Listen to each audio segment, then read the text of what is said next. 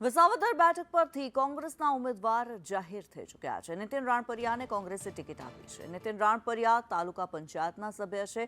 નીતિન રાણપરિયા કોંગ્રેસના પાયાના કાર્યકર્તા છે. 12 વાગે નીતિન રાણપરિયા ઉમેદવારી નોંધાવશે.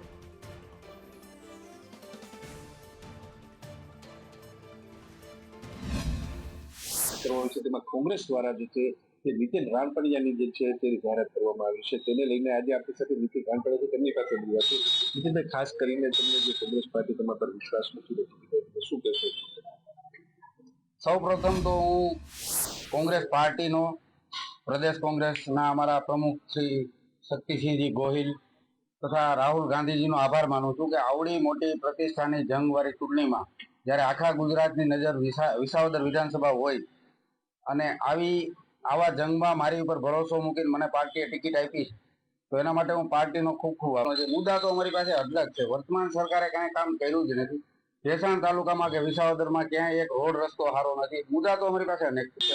હું જે પાર્ટીમાં સમજતા શીખો ત્યારથી હું કોંગ્રેસમાં, એને સિવાયમાં તો યુથ કોંગ્રેસમાં ગયો, 4-5 ચૂંટણી લડ્યો, જિલ્લા પંચાયત, તાલુકા પંચાયત. જેથી કોંગ્રેસ પાર્ટી હાવ ખતમ થઈ ગઈ. કોંગ્રેસની માત્ર 11-12 સીટ ગુજરાતમાં આવી, તોય હું કોંગ્રેસમાં હતો. કોંગ્રેસને મેં પકડી રાખી છે. એ જનતાનો મારી ઉપરનો ભરોસો. ભેસાણ વિસાવદરની જનતા હંમેશા માટે સત્તા વિરોધી રહી છે. સત્તા તરફી કોઈથી મતદાન કરતી નથી. શાણી જનતા છે, હોશિયાર જનતા છે. ભાજપ પાર્ટીની વિરોધી જ છે ભેસાણ વિસાવદરની જનતા, અને મેં મારી પાર્ટીને પકડી રાખી છે. એ લોકોનો મારી પર ભરોસો છે.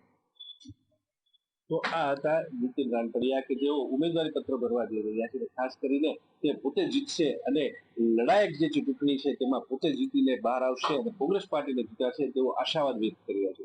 કેતનીય સંદેશ ન્યૂઝ, વિસાવદર.